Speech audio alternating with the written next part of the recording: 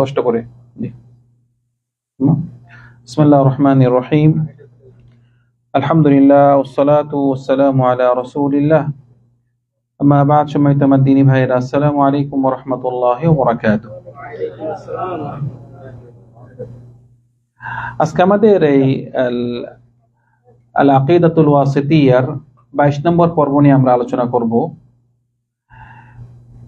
আল আকিদাতুল ওয়াসিতিয়া এই বইটিতে আমরা জানি যে ইমাম ইবনে তাইমিয়া রাহিমাহুল্লাহ তিনি আল্লাহ সুবহানাহু ওয়া তাআলার যে সমস্ত সিফাত আছে, যে সমস্ত গুণ আছে, ওই সমস্ত গুণগুলো সাব্যস্ত করা এবং আহলে সুন্নাহ ওয়াল জামাআত মানে যেই নিয়ম অবলম্বন করে সেটি আমরা প্রত্যেক সময় চেষ্টা করি যে আল্লাহ সুবহানাহু ওয়া তাআলার যে সমস্ত সিফাত আছে ওই সমস্ত সিফাতগুলো 4টি নিয়ম অবলম্বন করা। এটা আমি প্রত্যেক সময় বলে থাকি যে কোন রকম বিকৃতি করা যাবে না, যে সমস্ত সিফাত আসে কোন রকম বিকৃতি করা যাবে না, কোন রকম অস্বীকার করা যাবে না, কোন রকম তুলনা ধরন করা যাবে না, কোন রকম উপমা পেশ করা যাবে না, উদাহরণ দেওয়া যাবে না। তো এই 4টি জিনিস আমরা প্রত্যেক সময় বর্জন করব। আল্লাহ সুবহানাহু ওয়া তাআলা যখন কোনো সিফাত আসবে, এইটি হলো সবচেয়ে নিরাপদ। কারণ আল্লাহ সুবহানাহু ওয়া তাআলার সিফাত নিয়ে ইসলাম ধর্মে যত পথভ্রষ্ট যত দল আছে, আল্লাহ সিফাত নিয়ে কেউ কেউ বিভিন্ন বিকৃতি করেছে, কেউ কেউ অস্বীকার করেছে, কেউ কেউ এটাকে বিভিন্ন উদাহরণ দিয়েছে। সেজন্য এক এক সিফাতে এক এক রকম ভাবে মানুষ পথভ্রষ্ট হয়েছে। সেজন্য সবচেয়ে নিরাপদ পথ হলো, যেটি পথ হলো আহলে সুন্নাহ ওয়াল জামাআহ। আমরা যেভাবে নাকি আল্লাহ সুবহানাহু ওয়া তাআলা তার কোরআন মজিদে বলেছে, যেভাবে নাকি রাসূল সাল্লাল্লাহু আলাইহি সাল্লাম তার সুন্নতে বলেছে, আমরা সেভাবে আমরা ঈমান আনবো। এখানে আজকে ইমাম ইবনে তাইমিয়া যেই সিফাতটি আল্লাহ সুবহানাহু ওয়া তাআলার এনেছে সেটি হলো আল্লাহ সুবহানাহু ওয়া তাআলার চেহারা, ওনার চেহারা। বলতেছে ইসবাতুল ওয়াজহি লিল্লাহি সুবহানাহু ওয়া তাআলা, আল্লাহ সুবহানাহু ওয়া তাআলার যে চেহারা আছে ওনার চেহারা সাব্যস্ত করা। তো ওনার এই চেহারাটি আমরা বলেছি যে আল্লাহ সুবহানাহু ওয়া তাআলার ওনার গুণ 2 প্রকার। একটি হলো আরবিতে বলে সিফাত ফি'লিয়া, একটা সিফাত যাতিয়া। সিফাত যাতি হলো আল্লাহ সুবহানাহু ওয়া তাআলার সত্তাগত গুণ, মানে উনার এই গুণটি উনার মধ্যে থাকে, সত্তাগত গুণ, এবং এই গুণ থেকে উনার নাম বানানো যায়। যেভাবে নাকি মাগফিরাত এবং উনার রহমত, উনি রহিম, উনি গফুর, এভাবে। এবং উনার কিছু সিফাত আছে, সিফাত বলে সিফাত ফি'লিয়া। সিফাত ফি'লিয়া উনার কর্মগত গুণ, এই কর্মগত গুণ থেকে উনার কোনো নাম বানানো যায় না। যেভাবে নাকি উনি বলা হয়েছে উনি রাজি হন, জান্নাতি বাসীদের উপর রাজি আছে, এবং উনি কিছু জিনিস উনি পছন্দ করে, উনি কিছু জিনিস ঘৃণা করে। এই ধরনের গুণ থেকে উনার কোনো নাম বানানো যায় না।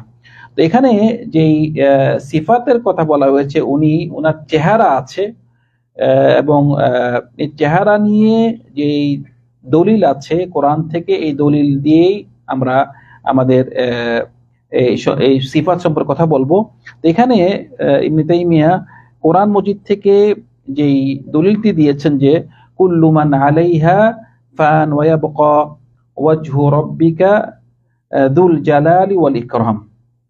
কুল্লু মান আলাইহা ফান ওয়া ইয়াবকা ওয়াজহু রাব্বিকা যুল জালালি ওয়াল ইকরাম। এখানে আল্লাহ সুবহানাহু ওয়া তাআলার চেহারা সম্পর্কে বলা হয়েছে যে সব কিছুই, মানে পৃথিবীর সবকিছু ধ্বংস হয়ে যাবে, কুল্লু মান আলাইহা ফান ওয়া ইয়াবকা, একমাত্র আল্লাহ সুবহানাহু ওয়া তাআলার চেহারাই অবশিষ্ট থাকবে, ওনার চেহারা থাকবে। তো এই চেহারার অর্থ উনি নিজেই, মানে চেহারা অর্থ উনি নিজেই থাকবে।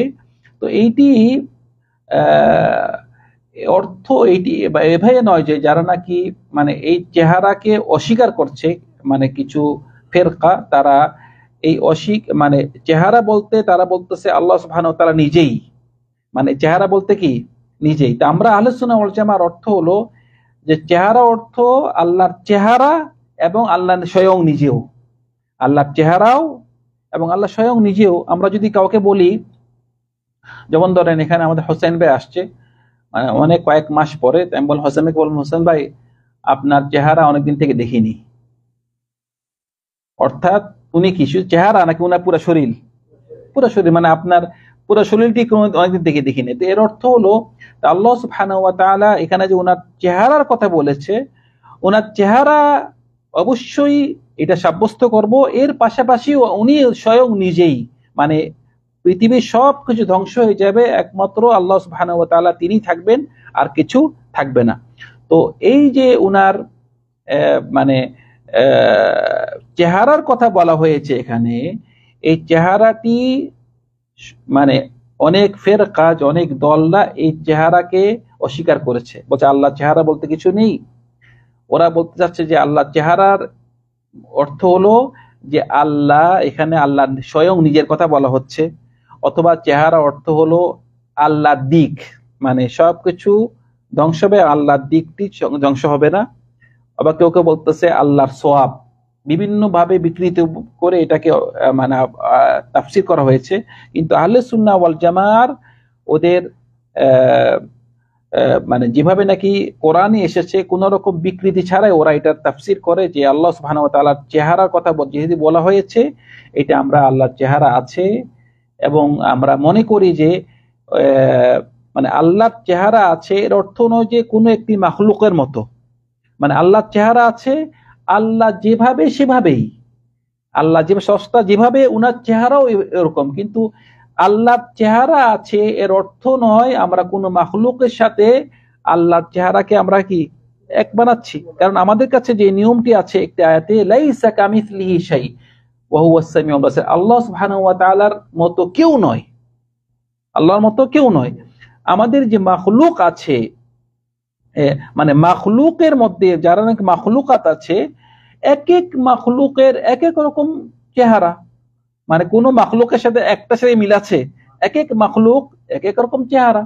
তো যেখানে নাকি মাখলুকাতের মধ্যে চেহারার মধ্যে বিভিন্ন পার্থক্য আছে, তাহলে আল্লাহ সুবহানাহু ওয়া তাআলার মধ্যে অবশ্যই পার্থক্য আছে। তা আমাদের আহলে সুন্নাহ ওয়াল জামাআর আকীদা হলো যে আমরা অবশ্যই সাব্যস্ত করব আল্লাহ সুবহানাহু ওয়া তাআলার চেহারা আছে, কিন্তু কিরকম এটা আমরা জানি না, এটা গায়েবী, কিরকম আমরা জানি না। আমরা অবশ্যই ঈমান রাখবো যে সমস্ত সিফাত আল্লাহ সুবহানাহু ওয়া তাআলা আমরা অতীতে পেয়েছি, যে সমস্ত সিফাত নিয়ে কোরআনে এসেছে, হাদিসে এসেছে, আমরা সাব্যস্ত করব, কিন্তু কিরকম আমরা জানি না, শুধু সাব্যস্ত করতে হবে যেভাবে আছে এভাবে, যেভাবে আল্লাহর চেহারা কথা বলা হয়েছে, এবং ভবিষ্যতে আল্লাহর পা এবং আল্লাহর হাত, বিভিন্ন আল্লাহ যে আল্লাহ শুনেন, আল্লাহ দেখেন, এই সমস্ত আল্লাহ সিফাত নিয়ে মানে আমাদের আকীদা হলো যেভাবে এসেছে সেভাবে ঈমান আনা।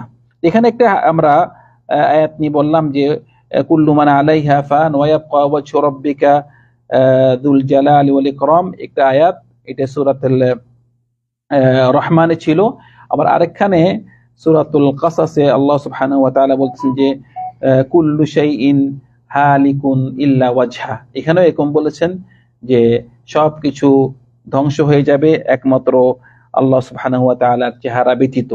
ওনার চেহারা কথা বলে হয়েছে, অর্থাৎ ওনার চেহারা অবশ্যই আছে, এই চেহারা এবং ওনার জাত, উনি স্বয়ং আছেন এবং ওনার চেহারাও ওনার সাথে আছেন, কিন্তু কিরকম এটা কেউ জানে না, এটা গায়েবী। ইনশাআল্লাহ আমরা অবশ্যই জান্নাতে যারা যাব, জান্নাতের সবচেয়ে বড় নিয়ামত হলো যে আল্লাহ সুবহানাহু ওয়া তাআলাকে দেখা, এটা সবচেয়ে বড় নিয়ামত। তো যখন আমরা দেখবো তখন আমরা বলতে পারবো, কিন্তু এখন তো আমরা কেউ দেখিনি, এটা গায়েবী, আমরা কেউ জানি না। তো আল্লাহ সুবহানাহু ওয়া তাআলার যারা নাকি মানে চেহারা অস্বীকার করে, তারা এই আয়াতটাকে মানে বিকৃতি করে যে বলেছে এই আল্লাহর এই চেহারা অর্থ আল্লাহ স্বয়ং নিজেই, চেহারা বলতে কিছু নেই। তো এই আয়াতের আরেকটি হাদিস দ্বারা এই আয়াতটি একদম সুন্দরভাবে মানে বুঝিয়ে দেওয়া যায়।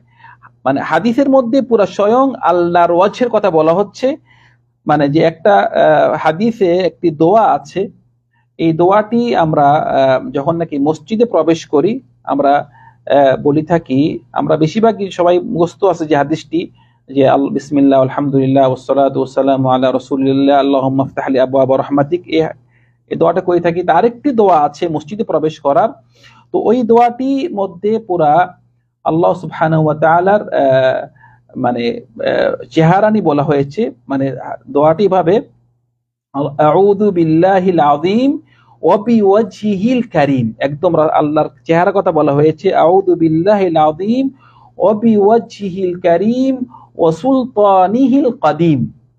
এটা আপনারা মুখস্থ করবেন ইনশাআল্লাহ। মিনাশ শাইতানির রাজীম, আউযু বিল্লাহিল আযীম ওয়া বিওয়াজহিল কারীম ওয়া সুলতানিহিল কাদীম মিনাশ শাইতানির রাজীম। মানে এই মানে হাদিসে মানে এই দোয়ার মধ্যে আমরা বলতেছি যে আমি মহান আল্লাহর সত্তা, তার সম্মানিত চেহারা, এখানে বলা হচ্ছে তার বিওয়াজহিল কারীম, তার সম্মানিত চেহারা এবং তার চিরস্থায়ী ক্ষমতার উসিলায় শয়তান থেকে আশ্রয় চাচ্ছি। মানে আল্লাহর চেহারার কথা এখানে পুরা বলা হয়েছে যে উনার সম্মানিত চেহারা, উনার সম্মানিত চেহারা এভাবে বলা হয়েছে। তো সুতরাং এখানে হাদিসটিতে একদম যেভাবে কোরআনে বলা হয়েছে আল্লাহর চেহারার কথা, মানে হাদিসে এই দোয়ার মধ্যে একদম সরাসরি বলতেছে যে উনার সম্মানিত চেহারা। তো উনার চেহারা অবশ্যই আছে এবং আমরা এটি সাব্যস্ত করব আহলে সুন্নাহ ওয়াল জামাআহ যারা আছি, উনার চেহারা অবশ্যই আছে, কিন্তু কিরকম আছে এইটা কেউ জানে না। তো এই দোয়াটি যে নাকি পড়বে, হাদিসে আসছে মানে কেউ যদি এই দোয়াটি পড়ে মসজিদে প্রবেশ করার সময় শয়তান থেকে আশ্রয় চায় আল্লাহ সুবহানাহু ওয়া তাআলার কাছে, এই দোয়াটি বলে শয়তান থেকে আশ্রয় চায়, মানে আল্লাহ থেকে শয়তান থেকে আশ্রয় চায়, তখন বলা হচ্ছে যে তাকে এই পুরা দিন তাকে হেফাজত করা হবে, পুরা দিন তাকে হেফাজত করা হবে। সেজন্য এই দোয়াটি খুবই গুরুত্বপূর্ণ। আউযু বিল্লাহিল আযীম ওয়া বিওয়াজহিল কারীম ওয়া সুলতানিল কাদীম মিনাশ শাইতানির রাজীম। তো আজকে ছিল আমাদের আমরা আমাদের প্রতি দার্সে আল্লাহ সুবহানাহু ওয়া তাআলার বিভিন্ন সিফাত নিয়ে, যেহেতু আমাদের এই কিতাবটি হলো যে শুধু আল্লাহ সুবহানাহু ওয়া তাআলার যে সমস্ত সিফাত নিয়ে, ওনার যে সমস্ত নাম নিয়ে কোরআন মজিদে এবং হাদিসে পাওয়া যায়, আমরা শুধুমাত্র ওই সমস্ত সিফাত নিয়ে আলোচনা করব। এবং এই বইটি এই আলোচনা যে শুধু আল্লাহ সিফাত নিয়ে, আল্লাহর নাম নিয়ে এবং যেভাবে বলা হয়েছে সেভাবে ঈমান আনা, যেভাবে বলা হয়েছে সেভাবে ঈমান আনা, কোন রকম পরিবর্তন করা, বিকৃতি করা, উদাহরণ দেওয়া, কোন রকম উপমা পেশ করা এবং ধারণ করা যাবে না। আমরা এভাবেই সাব্যস্ত করব।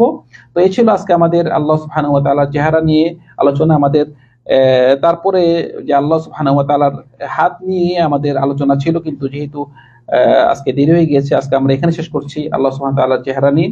আল্লাহ সুবহানাহু ওয়া তাআলা আমাদের সবাইকে আল্লাহ সুবহানাহু ওয়া তাআলার সিফাত এবং নাম সম্পর্কে আরো জ্ঞান অর্জন করার তৌফিক দান করুন।